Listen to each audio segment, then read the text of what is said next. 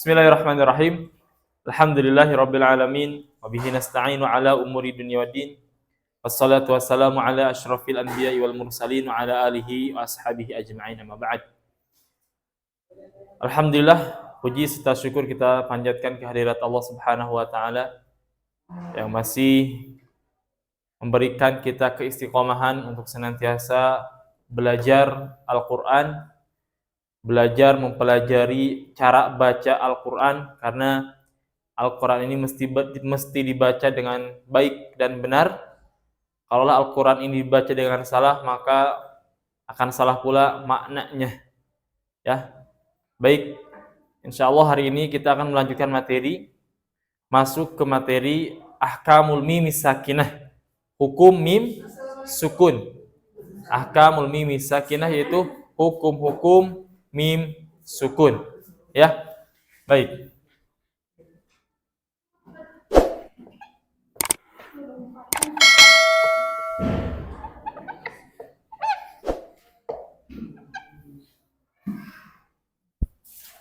Berbicara tentang hukum-hukum mim sukun, tentu ini berbicara tentang huruf mim, tapi huruf mimnya adalah huruf mim sukun.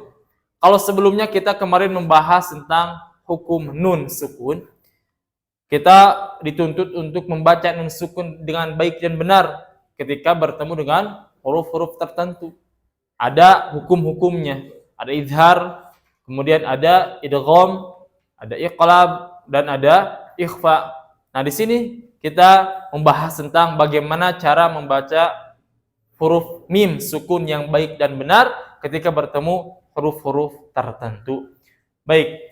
Untuk pembahasan hukum mim sukun, di dalamnya ada 3 poin. Ya, ada 3 jenis hukum bacaan. Pertama adalah ikhfa syafawi. Kemudian yang kedua adalah idgham mimi. Yang ketiga adalah izhar syafawi. Kita di sini akan fokus di poin pertama dulu, yaitu hukum ikhfa syafawi. Ya. Poin pertama adalah al-ikhfa asy-syafawi. Baik. Apa itu ikhfa? Apa itu syafawi? Ada 2 kata. Tentu ini memiliki makna masing-masing. Ya, ikhfa artinya apa? Secara bahasa adalah as-satr atau samar atau tersembunyi, ya. Kemudian asy-syafawi artinya adalah bibir, asyafah, asyafatain 2 bibir. Jadi ikhfa syafawi membahas tentang satu huruf yang huruf tersebut keluar dari bibir, yaitu hukum mim sukun. Baik. Kemudian apa pengertian ikhfa syafawi secara istilahnya? Para ulama banyak yang menyumbang definisi atau pengertian tentang ikhfa syafawi. Nah, di sini kita akan menuliskan satu definisi saja. Al-ikhfa'us syafawi yaitu an-nutqu bil mim sakinati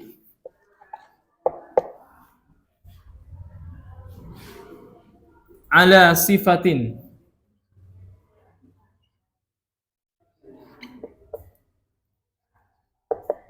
bainal izhari wal idghami ma'a mura'atil ghunnah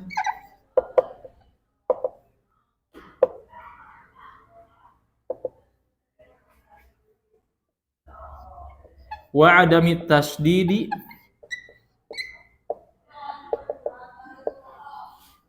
idza ata ba'daha harful ba'i. Nah, inilah definisi dari ikhfa syafawi, yaitu an-nutqu bil mim sakinah, mengucapkan atau mengeluarkan huruf mim sukun ala sifatin bainal izhari wal idghami, dengan memberikan sifat izhar dan idgham, ma'a mura'atil gunnah, dengan berupaya menjaga sifat gunnahnya, wa adami tasydidi, dan menghilangkan tasydid idza ata ba'daha harful ba, ketika datang setelahnya yaitu huruf ba. Baik, akan lebih difahami ketika kita memberikan contoh ya. Baik. Huruf mim sukun bertemu dengan huruf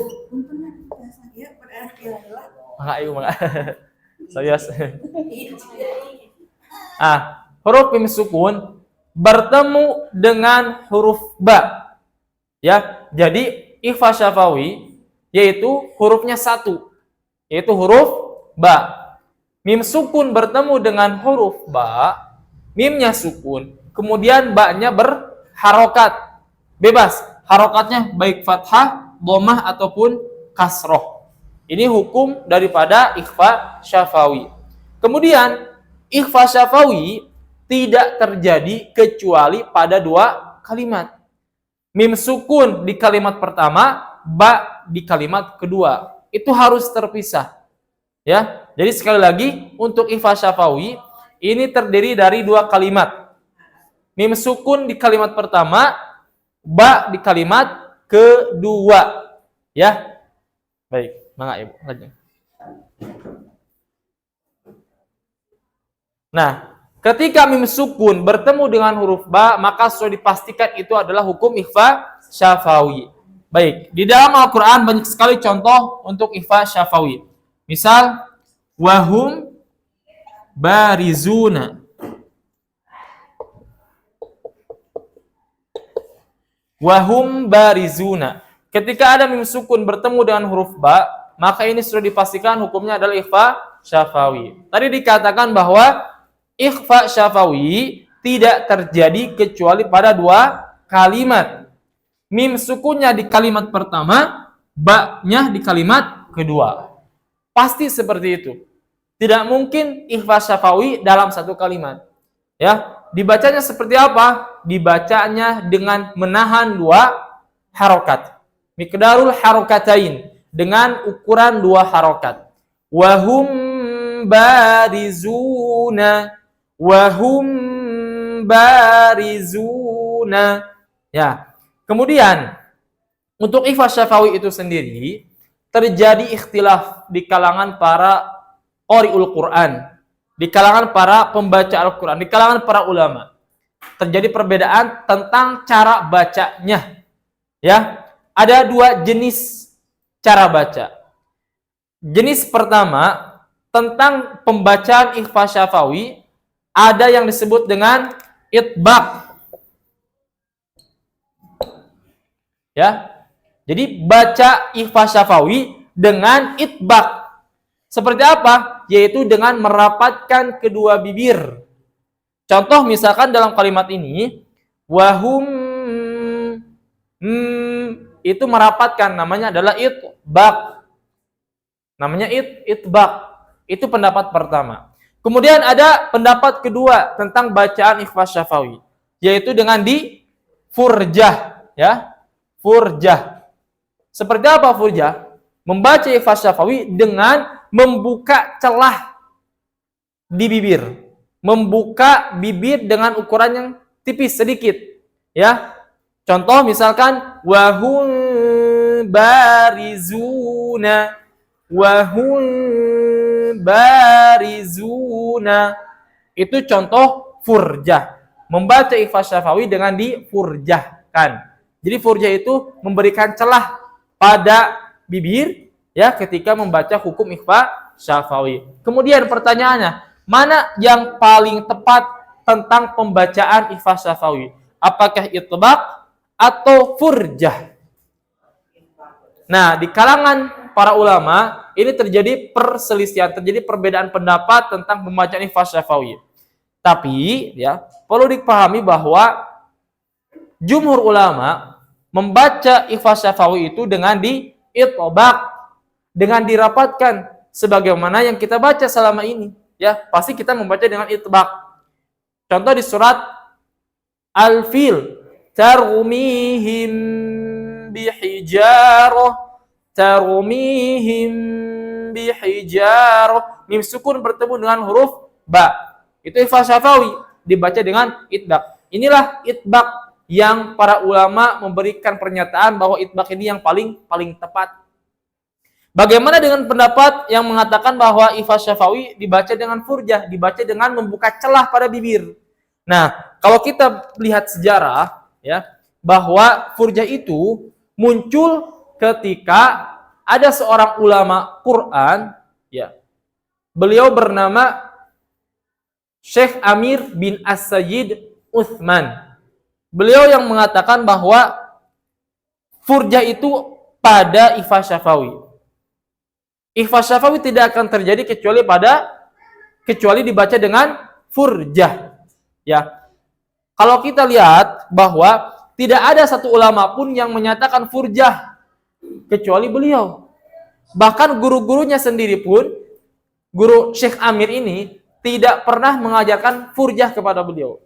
Jadi ini murni ijtihad beliau, Syekh Amir bin As-Sayyid Utsman. Setelah melakukan pengkajian, pembacaan dari berbagai rujukan, beliau berijtihad, beliau berkesimpulan bahwa pembacaan ikhfa syafawi itu difurjah dengan dibuka celah pada bibir. Dibuka sedikit. Itu pernyataan dari beliau, ijtihad beliau. Kemudian beliau ajarkan kepada murid-muridnya. Murid-muridnya pun juga mengajarkan lagi kepada murid-muridnya. Jadi banyak sekali yang memakai pendapat Syekh Amir tersebut. Ya, meskipun di samping itu banyak sekali penentangan dari ulama yang lain. Kenapa? Tadi tidak ada seorang ulama pun yang menyatakan furjah kecuali beliau. Bahkan gurunya sendiri pun tidak mengajarkan furjah. Ini murni atas ijtihad beliau. Tapi perlu diketahui bahwa menjelang wafatnya Syekh Amir ini ya, di usia tuanya beliau kembali lagi ke itbaq, kembali lagi membaca dengan dirapatkan bibir pada ikhfa syafawi. Wahum barizuna ya, kan tetapi murid-muridnya tetap ya membaca dengan furjah seperti itu ya. Nah, bagaimana sikap kita ketika adanya perbedaan seperti ini? Sebetulnya tidak usah banyak diperdebatkan lagi ya. Kalau kita meyakini bahwa itbaq itu yang paling tepat, sudah kita pakai itbaq.